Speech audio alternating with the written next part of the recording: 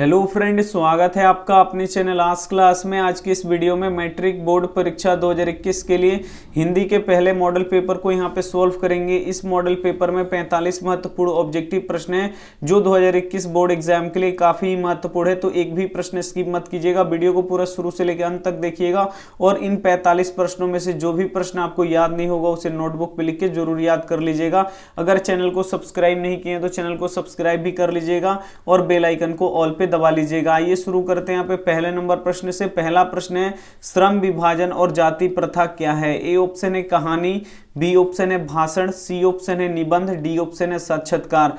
तो यहाँ पे देखिए श्रम विभाजन और जाति प्रथा क्या है, तो ये एक निबंध है, यानी यहाँ पे सी ऑप्शन क्या हो जाएगा, यहाँ पे बिल्कुल ही सही हो जाएगा। ये देखते हैं यहाँ पे अगला प्रश्न। अगला प्रश्न यहाँ पे देखिए, नालंदा विश्वविद्यालय कहाँ पर स्थित है? जो नालंदा विश्वविद्यालय है वो कहाँ पे स्थित है आपको बताना है। ए ऑप्शन है बिहार में, बी ऑप्शन है उत्तर प्रदेश में, सी ऑप्शन है मध्य प्रदेश में, डी ऑप्शन है गुजरात में। तो नालंदा विश्वविद्यालय कहाँ पे स्थित है, तो ये बिहार में स्थित है, यानी यहाँ पे ए ऑप्शन क्या हो जाएगा, यहाँ पे बिल्कुल ही सही हो जाएगा। ये देखते हैं यहाँ पे अगला प्रश्न, तीन नंबर प्रश्न है, अशोक के फूल किसकी रचना है? यहाँ पे बताना है कि जो अशोक के फूल पाठ है ये किसकी रचना है। ए ऑप्शन है दिनकर की, बी ऑप्शन है सुमित्रानंद पंत की, सी ऑप्शन है हजारी प्रसाद द्विवेदी की, डी ऑप्शन है गुणाकर मूल्य की।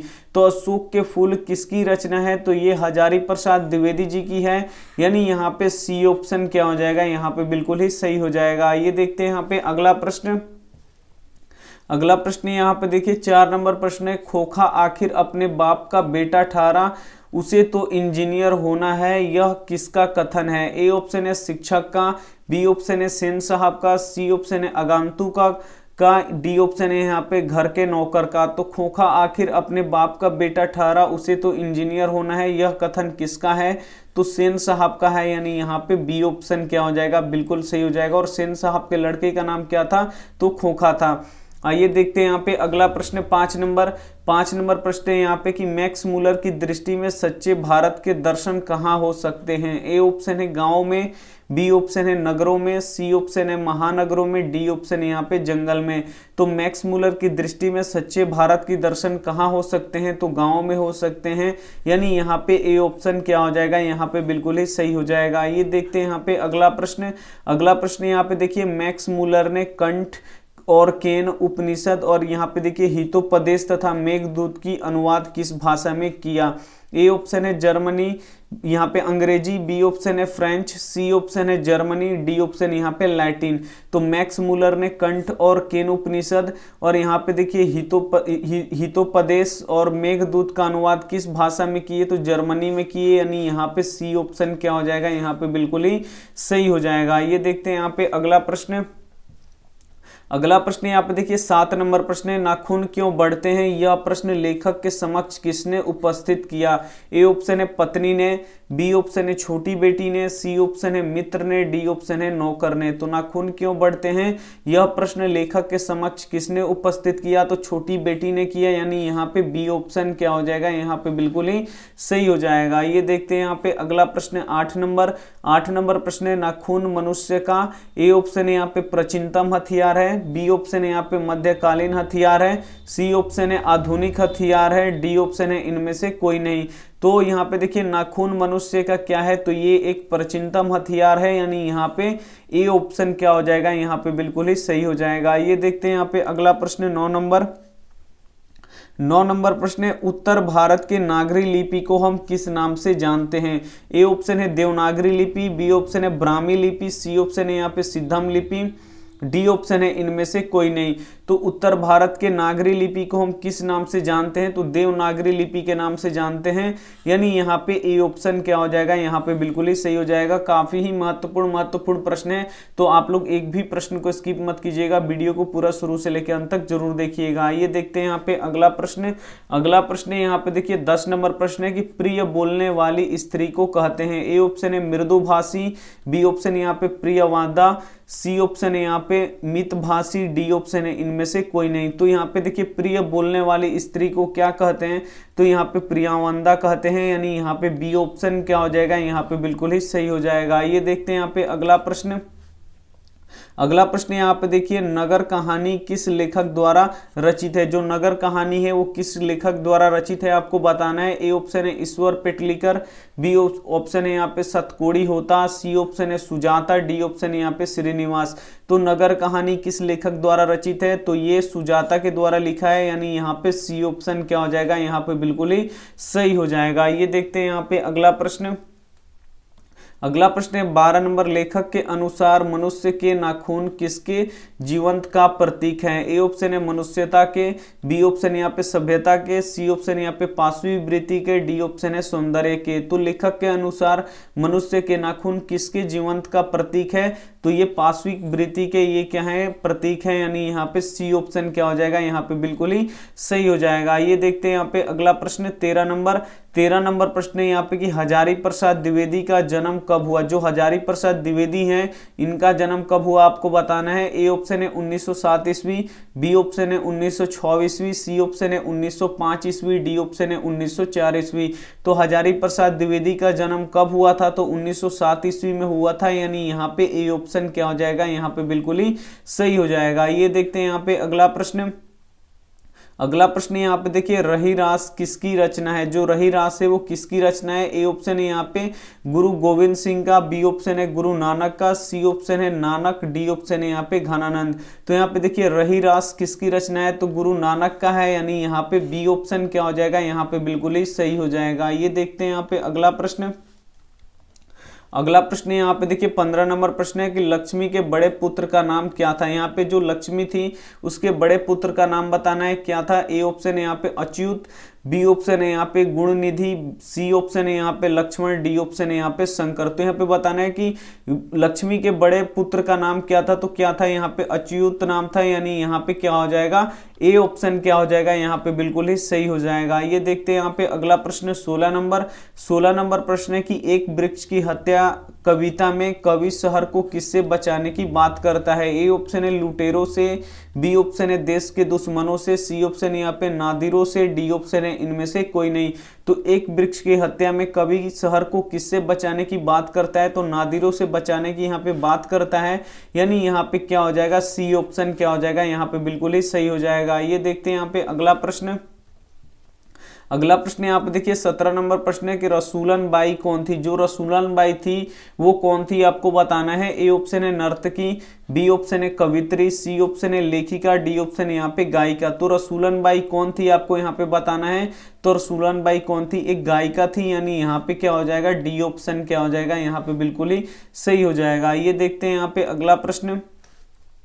अगला प्रश्न यहाँ पे देखिए, गांधी जी के अनुसार शिक्षा सहायक होती है। यहाँ पे बताना है कि जो गांधी जी हैं उनके अनुसार शिक्षा सहायक होती है किसमें। ए ऑप्शन है शारीरिक विकास में, बी ऑप्शन है बौद्धिक विकास में, सी ऑप्शन है शारीरिक बुद्धि और आत्मा के विकास में, डी ऑप्शन है इनमें से कोई नहीं। तो यहाँ पे देखिए गांधी जी के अनुसार शिक्षा सहायक होती है, तो शारीरिक बुद्धि और आत्मा के विकास में ये क्या होती है, सहायक होती है, यानी यहाँ पे सी ऑप्शन क्या हो जाएगा, बिल्कुल ही सही हो जाएगा। ये देखते हैं यहाँ पे अगला प्रश्न। अगला प्रश्न यहाँ पे देखिए 19 नंबर प्रश्न है कि कवि ने माली मालिन किसे कहा है। ए ऑप्शन है शंकर पार्वती को, बी ऑप्शन है गणेश लक्ष्मी को, सी ऑप्शन है कृष्णा राधा को, डी ऑप्शन है राम सीता को। तो कवि ने माली मालिन किसे कहा है, तो कृष्णा राधा को कहा है, यानी यहाँ पे सी ऑप्शन क्या हो जाएगा, यहाँ पे बिल्कुल ही सही हो जाएगा। ये देखते हैं यहाँ पे अगला प्रश्न 20 नंबर। 20 नंबर प्रश्न है कि सभ्य समाज की आवश्यकता क्या है। ए ऑप्शन है यहाँ पे जाति प्रथा, बी ऑप्शन है यहाँ पे श्रम विभाजन, सी ऑप्शन है अणु बम, डी ऑप्शन है दूध पानी। तो यहाँ पे देखिए सभ्य समाज की आवश्यकता क्या है, तो दूध पानी की तरह होना चाहिए सभ्य समाज, यानी यहाँ पे डी ऑप्शन क्या हो जाएगा, यहाँ पे बिल्कुल ही सही हो जाएगा। ये देखते हैं यहाँ पे अगला प्रश्न। अगला प्रश्न यहाँ पे देखिए 21 नंबर प्रश्न है कि निम्नलिखित रचनाओं में से कौन सी रचना डॉक्टर अंबेडकर की है। ए ऑप्शन है the caste in India, B option है द अनटचेबल यू आर यहाँ पे, सी ऑप्शन है हु आर शत्रुज, डी ऑप्शन है इनमें से कोई नहीं। तो जो यहाँ पे देखिए डॉक्टर भीमराव अंबेडकर की यहाँ पे पूछ रहा है कौन सी रचना है, तो द कास्ट इन इंडिया ये भी है, द अनटचेबल यू आर ये भी है, और यहाँ पे देखिए हु आर शत्रुज यानी ये भी है, यानी यहाँ पे क्या हो जाएगा, इनमें से सभी क्या हो जाएगा, यहाँ पे बिल्कुल ही सही हो जाएगा, यानी यहाँ पे डी ऑप्शन क्या हो जाएगा, बिल्कुल ही सही हो जाएगा। ये देखते हैं 22 नंबर प्रश्न, सीमा रजनी आलो शेफाली आरती 5 बहनें किसकी थी? ए ऑप्शन है यहाँ पे मदन की, बी ऑप्शन है खोखा की, सी ऑप्शन है लेखक की, डी ऑप्शन है सेन साहब की। तो सीमा, रजनी, आलो, शेफाली, आरती 5 बहनें किसकी थी? तो ये खोखा की बहनें थी, यानी यहाँ पे बी ऑप्शन क्या हो जाएगा? यहाँ पे बिल्कुल ही सही हो जाएगा। ये देखते हैं यहाँ पे अगला प्रश्न। अगला प्रश्न यहाँ पे देखिए 23 नंबर प्रश्न है कि सेन साहब किसके व्यंग से ऐंठ कर रह गए? ए ऑप्शन है यहाँ पे पत्रकार महोदय के व्यंग से, बी ऑप्शन है मुखर्जी साहब के व्यंग से, सी ऑप्शन है सिंह साहब के व्यंग से, डी ऑप्शन है गिरधर लाल के व्यंग से। तो जो यहाँ पे सेन साहब किसके व्यंग से ऐंठ कर रह गए? तो पत्रकार महोदय के व्यंग से ऐंठ कर रह गए, यानी यहाँ पे ए ऑप्शन क्या हो जाएगा? यहाँ पे बिल्कुल ही सही हो जाएगा। ये देखते हैं यहाँ पे अगला प्रश्न। अगला प्रश्न यहाँ पे देखिए 24 नंबर प्रश्न है कि भारत से हम क्या सीखे क्या है? ए ऑप्शन है निबंध, बी ऑप्शन है कहानी, सी ऑप्शन है भाषण, डी ऑप्शन है व्यक्ति चरित्र। काफी महत्वपूर्ण प्रश्न है कि भारत से हम क्या सीखे क्या है? तो ये क्या है? एक भाषण है, यानी यहाँ पे सी ऑप्शन क्या हो जाएगा? यहाँ पे बिल्कुल ही सही हो जाएगा। ये देखते हैं यहाँ पे 25 नंबर प्रश्न। 25 नंबर प्रश्न है यहाँ पे कि महाभारत क्या है? जो महाभारत है ये क्या है? ए ऑप्शन है उपन्यास है, बी ऑप्शन है कहानी है, सी ऑप्शन है शास्त्र है, डी ऑप्शन है पुराण है। तो यहाँ पे आपको बताना है कि महाभारत क्या है। तो महाभारत क्या है? ये एक शास्त्र है, यानी यहाँ पे क्या हो जाएगा? सी ऑप्शन क्या हो जाएगा? यहाँ पे बिल्कुल ही सही हो जाएगा। ये देखते हैं यहाँ पे अगला प्रश्न। 26 नंबर प्रश्न यहाँ पे देख लीजिए, मिहिर भोज की ग्वालियर प्रशस्त किस भाषा में है? ए ऑप्शन है यहाँ पे प्राकृत, बी ऑप्शन है अपभ्रंश, सी ऑप्शन है यहाँ पे संस्कृत, डी ऑप्शन है यहाँ पे हिंदी। तो मिहिर भोज की ग्वालियर प्रशस्त किस भाषा में है? तो ये संस्कृत में है, यानी यहाँ पे सी ऑप्शन क्या हो जाएगा? यहाँ पे बिल्कुल ही सही हो जाएगा। ये देखते हैं यहाँ पे अगला प्रश्न 27 नंबर। 27 नंबर प्रश्न है बहादुर कौन था? जो बहादुर था वो कौन था आपको बताना है। ए ऑप्शन है कहानीकारक का चपरासी, बी ऑप्शन है यहाँ पे पहरेदार, सी ऑप्शन है नौकर, डी ऑप्शन है फौजी। तो यहाँ पे बताना है आपको कि बहादुर कौन था। तो बहादुर कौन था? ये नौकर था, यानी यहाँ पे सी ऑप्शन क्या हो जाएगा? यहाँ पे बिल्कुल ही सही हो जाएगा। ये देखते हैं अगला प्रश्न यहाँ पे 28 नंबर। 28 नंबर प्रश्न है निराला की साहित्य साधना किसकी कृति है? ए ऑप्शन है दूधनाथ सिंह का, बी ऑप्शन है रघुवीर सहाय का, सी ऑप्शन है रामविलास शर्मा का, डी ऑप्शन है यहाँ पे मुक्ति बोध का। काफी महत्वपूर्ण प्रश्न है कि ये निराला की साहित्य साधना किसकी कृति है? तो ये रामविलास शर्मा जी की है, यानी यहाँ पे क्या हो जाएगा? सी ऑप्शन क्या हो जाएगा? यहाँ पे बिल्कुल ही सही हो जाएगा। ये देखते हैं यहाँ पे अगला प्रश्न। अगला प्रश्न यहाँ पे देखिए 29 नंबर प्रश्न है कि बिरजू महाराज का संबंध किस घराने से था? जो बिरजू महाराज थे उनका संबंध किस घराने से था? ए ऑप्शन है लखनऊ, बी ऑप्शन है डुमराव, सी ऑप्शन है बनारस, डी ऑप्शन है किसी से भी नहीं। तो बिरजू महाराज का संबंध किस घराने से था? तो लखनऊ घराने से था, यानी यहाँ पे ए ऑप्शन क्या हो जाएगा? यहाँ पे बिल्कुल ही सही हो जाएगा। ये देखते हैं यहाँ पे अगला प्रश्न 30 नंबर। 30 नंबर प्रश्न है कुमार गंधर्व क्या है? जो कुमार गंधर्व है वो क्या है आपको बताना है। ए ऑप्शन है गीतकार, बी ऑप्शन है शास्त्रीय गायक, सी ऑप्शन है कथाकार, डी ऑप्शन है यहाँ पे चित्रकार। तो यहाँ पे बताना है आपको कि कुमार गंधर्व क्या है। तो कुमार गंधर्व एक शास्त्रीय गायक है, यानी यहाँ पे क्या हो जाएगा? बी ऑप्शन क्या हो जाएगा? यहाँ पे बिल्कुल ही सही हो जाएगा। ये देखते हैं अगला प्रश्न यहाँ पे।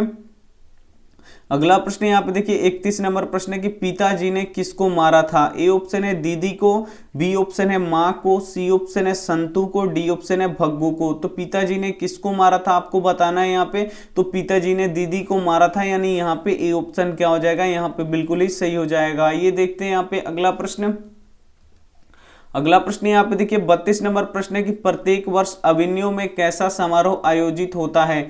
ए ऑप्शन है यहाँ पे रंग समारोह, बी ऑप्शन है धार्मिक, सी ऑप्शन है विश्व कप, डी ऑप्शन है राष्ट्रमंडल खेल। तो प्रत्येक वर्ष अभिनयों में कैसा समारोह आयोजित होता है? तो ये रंग समारोह आयोजित होता है, यानी यहाँ पे ए ऑप्शन क्या हो जाएगा? यहाँ पे बिल्कुल ही सही हो जाएगा। ये देखते हैं यहाँ पे अगला प्रश्न। यहाँ पे अगला प्रश्न है गांधी जी शिक्षा का उद्देश्य क्या मानते थे? जो गांधी जी थे वो शिक्षा का उद्देश्य क्या मानते थे? ए ऑप्शन है नौकरी पाना, बी ऑप्शन है वैज्ञानिक बनना, सी ऑप्शन है चरित्र निर्माण करना, सी ऑप्शन है यहाँ पे आंतरिक दक्षता। तो यहाँ पे देखिए गांधी जी शिक्षा का क्या उद्देश्य मानते थे? तो चरित्र निर्माण यही मानते थे वो यहाँ पे शिक्षा का उद्देश्य, यानी यहाँ पे सी ऑप्शन क्या हो जाएगा? यहाँ पे बिल्कुल ही सही हो जाएगा। ये देखते हैं अगला प्रश्न। अगला प्रश्न यहाँ पे 34 नंबर, घनानंद ने किस मार्ग को अत्यंत सीधा और सरल कहा है। यहाँ पे बताना है कि जो घनानंद है वो किस मार्ग को अत्यंत सीधा और सरल बताया है। ए ऑप्शन है यहाँ पे क्रोध को, बी ऑप्शन है प्रेम को, सी ऑप्शन है घृणा को, डी ऑप्शन है कपट को। तो घनानंद ने किस मार्ग को अत्यंत सीधा व सरल बताया है, तो यहाँ पे प्रेम को बताया है, यानी यहाँ पे बी ऑप्शन क्या हो जाएगा, यहाँ पे बिल्कुल ही सही हो जाएगा। ये देखते हैं यहाँ पे अगला प्रश्न।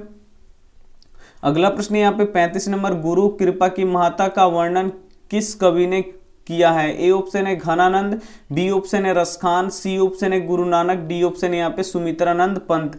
काफी ही महत्वपूर्ण प्रश्न है कि गुरु कृपा की महत्ता का वर्णन किस कवि ने किया है, तो गुरु नानक जी ने किया है, यानी यहाँ पे सी ऑप्शन क्या हो जाएगा, यहाँ पे बिल्कुल ही सही हो जाएगा। ये देखते हैं यहाँ पे अगला प्रश्न 36 नंबर प्रश्न है कि रसखान को किसने शिक्षा दी। यहाँ पे बताना है कि रसखान को किसने दीक्षा दी, यानी शिक्षा वही बात हुआ। ए ऑप्शन है यहाँ पे वल्लभाचार्य, बी ऑप्शन है गोकुलनाथ, सी ऑप्शन है स्वामी विट्ठलनाथ, डी ऑप्शन है गोरखनाथ।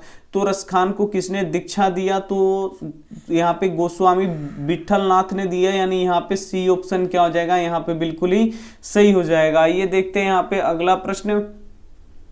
अगला प्रश्न यहाँ पे 37 नंबर, रसखान किस काल के कवि हैं। यहाँ पे बताना है कि जो रसखान है वो किस काल के कवि हैं। ए ऑप्शन है आदिकाल के, बी ऑप्शन है रीति काल के, सी ऑप्शन है आधुनिक काल के, डी ऑप्शन है यहाँ पे भक्ति काल के। तो रसखान किस काल के कवि हैं, तो ये भक्ति काल के कवि हैं, यानी यहाँ पे डी ऑप्शन क्या हो जाएगा, यहाँ पे बिल्कुल ही सही हो जाएगा। ये देखते हैं यहाँ पे अगला प्रश्न। अगला प्रश्न यहाँ पे देखिए, घनानंद किस भाषा के कवि हैं। जो घनानंद है वो किस भाषा के कवि हैं आपको बताना है। ए ऑप्शन है अवधी, बी ऑप्शन है ब्रज भाषा, सी ऑप्शन है भोजपुरी, डी ऑप्शन है गुजराती। तो घनानंद किस भाषा के कवि हैं, तो ये ब्रज भाषा के कवि हैं, यानी यहाँ पे बी ऑप्शन क्या हो जाएगा, यहाँ पे बिल्कुल ही सही हो जाएगा। ये देखते हैं यहाँ पे अगला प्रश्न। अगला प्रश्न यहाँ पे देखिए, विदेशी से कवि का क्या तात्पर्य है, यानी विदेशी कहकर वो किसे संबोधित करते हैं। ए ऑप्शन है ब्रिटेन, बी ऑप्शन है अमेरिका, सी ऑप्शन है फ्रांस, डी ऑप्शन है डेनमार्क। तो विदेशी से कवि का क्या तात्पर्य है, यानी यहाँ पे ब्रिटेन से तात्पर्य है, यानी यहाँ पे ए ऑप्शन क्या हो जाएगा, यहाँ पे बिल्कुल ही सही हो जाएगा। ये देखते हैं यहाँ पे अगला प्रश्न। अगला प्रश्न है 40 नंबर, ईश्वर पेटलीकर किस भाषा के साहित्यकार हैं। जो ईश्वर पेटलीकर हैं वो किस भाषा के साहित्यकार हैं आपको बताना है। ए ऑप्शन है तमिल, बी ऑप्शन है गुजराती, सी ऑप्शन है मराठी, डी ऑप्शन है उड़िया। तो ईश्वर पेटलीकर किस भाषा के साहित्यकार हैं, तो ये गुजराती भाषा के साहित्यकार हैं, यानी यहाँ पे बी ऑप्शन क्या हो जाएगा, यहाँ पे बिल्कुल ही सही हो जाएगा। ये देखते हैं यहाँ पे अगला प्रश्न 41 नंबर प्रश्न है यहाँ पे, कहानीकारक सुजाता का असली नाम क्या है। ए ऑप्शन है सावर दहिया, बी ऑप्शन है एस रंगराजन, सी ऑप्शन है श्रीनिवास, डी ऑप्शन है सतकोड़ी होता। तो कहानीकारक सुजात का असली नाम क्या है, तो यहाँ पे एस रंगराजन है, यानी यहाँ पे क्या हो जाएगा, बी ऑप्शन क्या हो जाएगा, यहाँ पे बिल्कुल ही सही हो जाएगा। ये देखते हैं यहाँ पे अगला प्रश्न।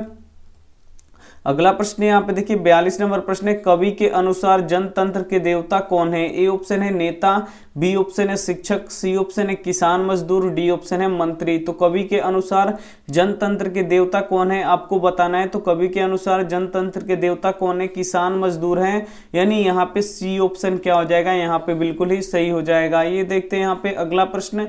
अगला प्रश्न यहाँ पे देखिए, हिरोशिमा शीर्षक कविता में वर्णित सूरज कहाँ निकला। ए ऑप्शन है यहाँ पे पूर्वी क्षितिज पर, बी ऑप्शन है यहाँ पे नगर के चौक पर, सी ऑप्शन है पूर्वी दिशा में, डी ऑप्शन है इनमें से कोई नहीं। तो हिरोशिमा शीर्षक कविता में वर्णित सूरज कहाँ निकला, तो नगर के चौक पर निकला, यानी यहाँ पे बी ऑप्शन क्या हो जाएगा, यहाँ पे बिल्कुल ही सही हो जाएगा। ये देखते हैं यहाँ पे अगला प्रश्न। अगला प्रश्न यहाँ पे देखिए 44 नंबर प्रश्न है, एक वृक्ष की हत्या किस काव्य संग्रह से संकलित है। ए ऑप्शन है इन्हीं दिनों से, बी ऑप्शन है हम तुम से, सी ऑप्शन है आमने सामने से, डी ऑप्शन है यहाँ पे चक्रव्यूह से।